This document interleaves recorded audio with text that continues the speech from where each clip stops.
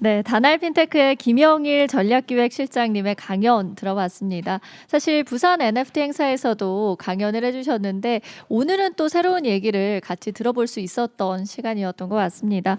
불편함 없는 결제 시스템을 만들어 가겠다라는 이야기 해주셨는데 일단 우리가 페이코인은 잘 알고 있었는데 여기서 또 한 발자국 더 나아간 WPCI 그러니까 랩드된 페이코인을 아마 머지않은 미래에 보게 되지 않을까 굉장히 기대가 많이 됩니다. 앞으로도 관심 많이 가져보면서 저희도 같이 그 방향성을 지켜보도록 하겠습니다. 자, 그러면 이제 금융 세션의 두 번째 발표로 넘어가 보도록 하겠습니다. 비브릭 권용진 CSO님께서 블록체인으로 변화할 펀드 판매 구조 혁신이라는 제목의 강연 준비해 주셨는데요. 비브릭에 대한 간단한 설명 먼저 드리도록 하겠습니다. 비브릭은 2019년에 설립된 가상자산 전문 운용사로 부동산과 예술품 등 실물 자산을 가상자산화하는 디지털 트랜스포메이션 영역, 그리고 또 가상자산들을 투자하고 관리하는 자산운용 영역을 다루고 있는 스타트업입니다. 그래서 지난해 부산 블록체인 특구 부동산 서비스 사업자로 선정된 바도 있고 또 2019년에는 프로라타 아트, 또 그 밖에 스톡 오브 띵스 등 다양한 분야에서 실물 자산과 블록체인 기술을 엮어가는 움직임들 보여주고 계십니다. 저희가 바로 좀 만나서 강연을 청해 듣도록 하겠습니다. 비브릭의 권용진 CSO님 반갑습니다. 따뜻한 박수로 맞아주시기 바랍니다.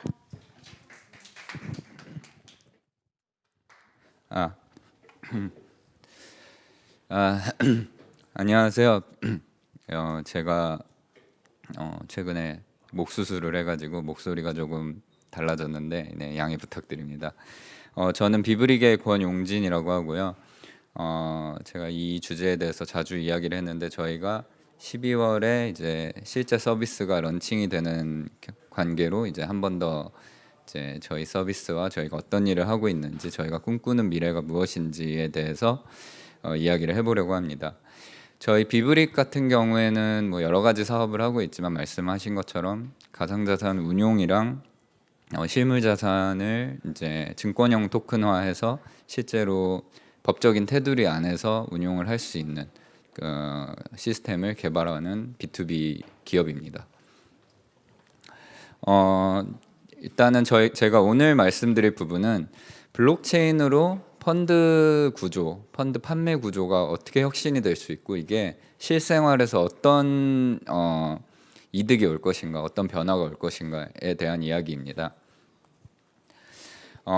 펀드라는 것을 저희가 많이 접하고 많이 구매를 하고 거래를 하는데 이 펀드 판매를 위한 단계 수가 얼마나 될 거라고 생각하시나요? 이 펀드 판매를 하는데 굉장히 많은 기관들과 단계가 있습니다. 총 펀드 판매를 하는데 필요한 단계 수는 현재 저희가 분석한 바에 의하면 115단계가 있습니다. 이 115단계에는 단순하게 펀드를 설정하는 것뿐만 아니라 판매를 하고 관리하고 청산하고 회계하는 것까지 다 포함을 한 건데요. 정말 어마어마한 단계가 아닐 수 없습니다. 저희도 사실 이 사업을 이 부산 특구 사업에 이제 샌드박스로 지정되기 전까지는 이런 정도로 단계가 많은지를 몰랐는데 이제 실제로 분석을 하고 저희가 이제 금융 컨설팅사와 협업을 하여서 업무 분석을 하다 보니까 정말 어마어마하게 많았습니다. 이 단계들에는 총 4가지 이제 단계들이 있는데요. 상품을 설계하고 판매하고 운용하고 이제 청산하는 것까지 이제 다양한 기업들과 시스템들이 연동이 되어 있습니다. 최소 관여되는 회사가 4가지인데 뭐 자산운용사나 이제 펀드를 설정하고 판매하는 증권사와 이제 회계사까지 회계 기업까지 이제 다양한 회사들이 이걸 관여하고 이 펀드 판매 구조의 가장 큰 문제는 이렇게 복잡하고 단계 수가 많다 보니까 실제로 펀드를 설립하고 만드는 데까지 너무나 많은 비용과 시간 그리고 이제 ROI적인 측면에서 펀드 설정을 하는 것이 일반 기업들이 도저히 할 수 없습니다. 펀드를 만들어서 판매를 하는 건 사실 운용 보수와 이제 펀드 만기가 끝나면서 나오는 여러 가지 수익들에 대한 배분이 있어야 되는데 이런 것들을 하기 위한 최소 인력이나 최소 시스템 비용 같은 것들이 너무너무 비싸다 보니까 펀드를 쉽게 만들 수가 없는 거죠. 결국 거대 기업들이 펀드를 만들 수밖에 없고 이 부분들은 사실 증권형 토큰 혹은 작은 이제 유동화 증권들을 만드는데 굉장히 큰 장벽으로 되게 됩니다. 실제로 저희가 업무 분석을 한 컨설팅 장표인데요. 보시면은 이제 각 단계들이 얼마나 많은지 알 수가 있습니다. 그래서 사무 관리나 수탁, 자산 운용 등등에서 여러 가지 단계들이 있고 저희가 내부 정보상 이제 모든 스텝들을 공개를 하진 않고 이제 처리를 해놨는데 일단 이런 식으로 여러 가지 단계가 있고 이 부분에 또 가장 큰 문제가 정보의 이제 불투명성입니다. 이 네 가지 회사들이 전부 다 이제 정보가 공유되어 있지 않습니다. 예를 들면 자산운용사가 펀드가 어떻게 판매되고 있는지, 어떻게 운용되고 있는지, 누구와 누구가 이제 2차 마켓에서 거래가 됐는지 이런 것들을 전혀 알 수가 없고 트래킹도 안 됩니다. 그리고 서로 시스템이 다르기 때문에 판매 회사가 다르면 이제 서로 정보 공유를 할 수가 없는 상황입니다. 그래서 이제 구조적 문제는 일단 중복 업무가 너무 많습니다. 이제 아까 말씀드린 여러 가지 회사에서 같은 업무, 같은 DB 시스템을 설계를 하고 또 중복적인 서류 작업이 계속 있습니다. 두 번째는 이 아까 말씀드렸듯이 정보가 투명하지 않기 때문에 이제 서로 거래를 할 수가 없습니다. 예를 들면 제가 A 증권사에서 펀드를 가입을 했는데 B 증권사로 옮기고 싶다.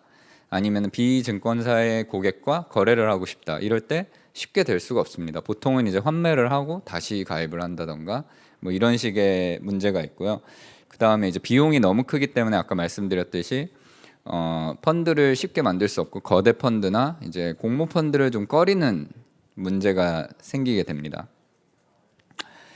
그래서 이제 이 공모 펀드를 만들기 어려워지면서 무슨 일이 일어나느냐? 여러분 잘 아시는 뮤직하우라던가 아니면 뭐 테사라던가 아니면 여러 가지 요즘에 분할 소유 시스템 많이 나오죠. 뭐 트레저러라던가 이런 것들이 왜 요즘은 생기고 옛날에는 없었을까요? 사실 요즘도 명확하게 법적 근거, 증권형 토큰이라던가 분할 소유라는 근거를 가지고 사업을 하는 건 아닙니다. 저희도 프로라타 아트라는 사업으로 미술품 분할 소유를 진행을 해봤는데 현재 법적인 근거 안에서는 이제 고객들이 이제 직접적으로 분할로 소유를 해서 펀드 가입을 한 것처럼 증권을 가질 수는 없습니다. 그래서 사실 뮤직하우 같은 것도 이슈 제기가 나오는 게 이게 저작권이 아니라 저작권 수익에 대한 청구권이다. 이런 것들이 이제 이슈가 되고 있죠. 그게 문제가 된다는 건 아니고 현행 법상에서 그거밖에 방법이 없습니다.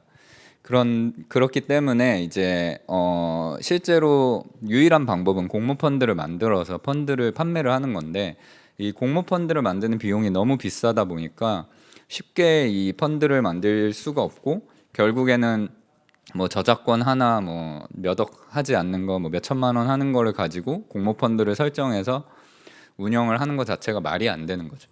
그래서 이렇게 단계가 많다 보니까 펀드를 설정하기 어려워지고 펀드를 설정하기 어려우니까 결국에는 이런 분할 소유 시스템이 잘 안 나오고 분할 소유가 어렵기 때문에 증권형 토큰을 현행법상 안에서 만들기가 더욱 어려워진 겁니다. 불가능하기도 하고요. 왜냐하면 토큰이 증권으로 인정받지 않기 때문에.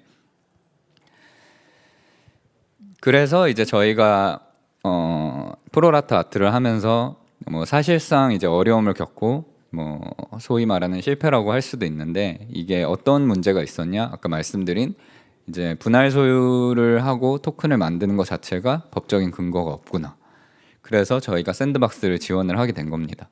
부산 블록체인 특구에서 증권형 토큰을 이용해서 여러 가지 꼭지가 있지만 부동산을 한번 분할 소유를 할 수 있는 거를 펀드 판매 구조를 혁신화해서 만들어 보자.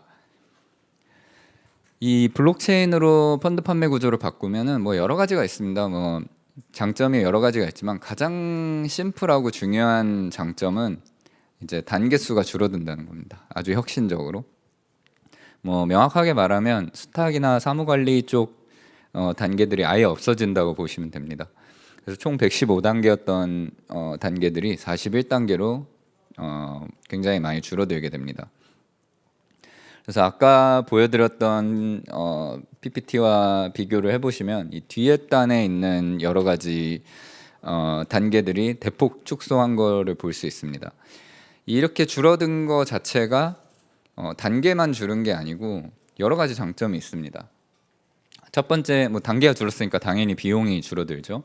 그리고 중복으로 개발을 할 필요가 없습니다. 블록체인이라는 게 사실 모두에게 투명하게 공개된 시스템이기 때문에 뭐 A 증권사, B 증권사, C 증권사 다 전부 다 블록체인 기록만 보면 아 이게 A라는 펀드 구매자에게서 B로 넘어갔구나. 아 이게 몇 주화가 팔렸구나.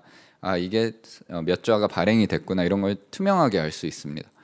그리고 새로운 증권사나 소형 증권사가 새로운 시스템을 다 개발할 필요가 없습니다. 그냥 블록체인 시스템을 도입만 하면 뭐 다른 거 필요 없이 사무스탁도 필요 없이 그대로 진행을 할 수 있습니다.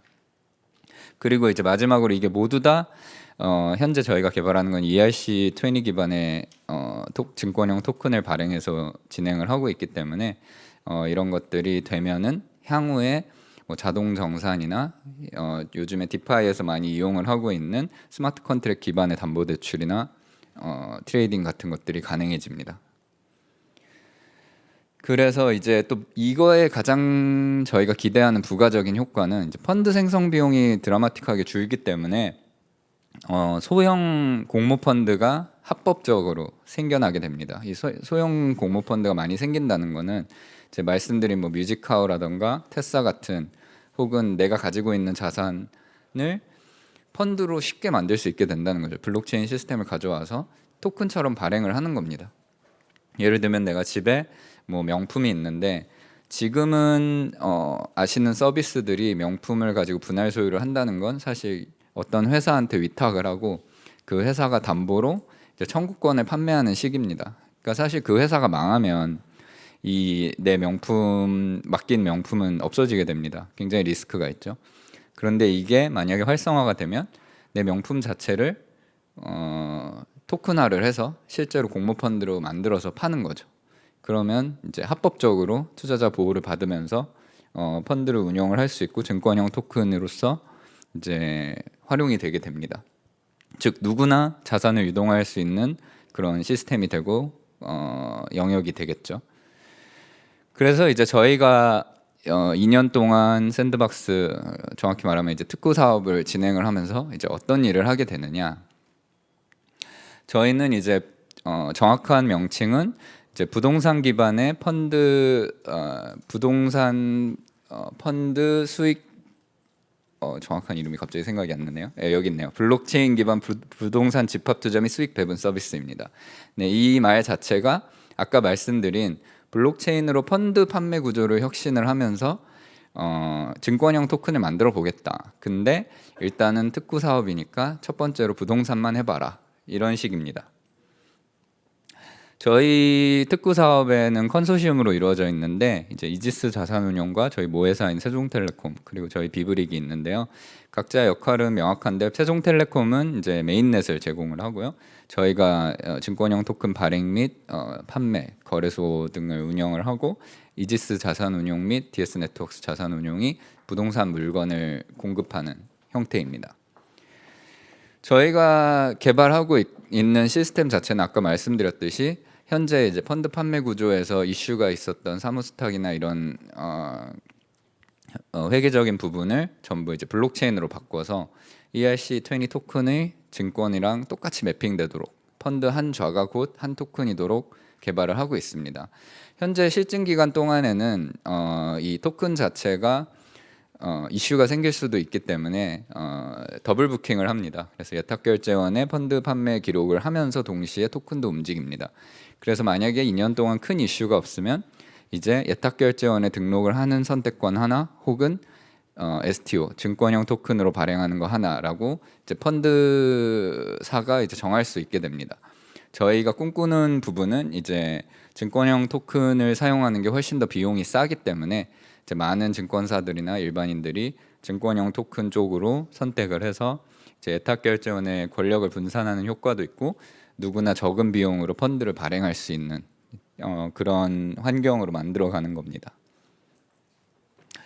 뭐 시스템 뭐 복잡하게 되어 있는데 심플하게 얘기해서 모든 것들이 증권형 토큰 및 스테이블 코인으로 운영이 되기 때문에 배당금이나 펀드 거래 이런 것들이 다 자동 정산이 되고 옛날에는 예탁 결제원 같은 데들이나 뭐 증권사들이 지금도 그런데 엑셀로 하나하나 A라는 사람이 몇 자 가지고 있고 오늘 배당금은 얼마입니다. 수기로 계산해서 주고 있습니다. 뭐 아닌 경우도 있지만 시스템을 개발할 여력이 없는 경우도 많아서 근데 이거를 블록체인화를 전부 다 하면 우리 에어드롭 주거나 이러듯이 주소에 몇 자가 있네. 그럼 여기는 스테이블 코인 몇 개가 들어가야 돼. 뭐 이런 식으로 자동으로 배당 정산이 다 되게 됩니다.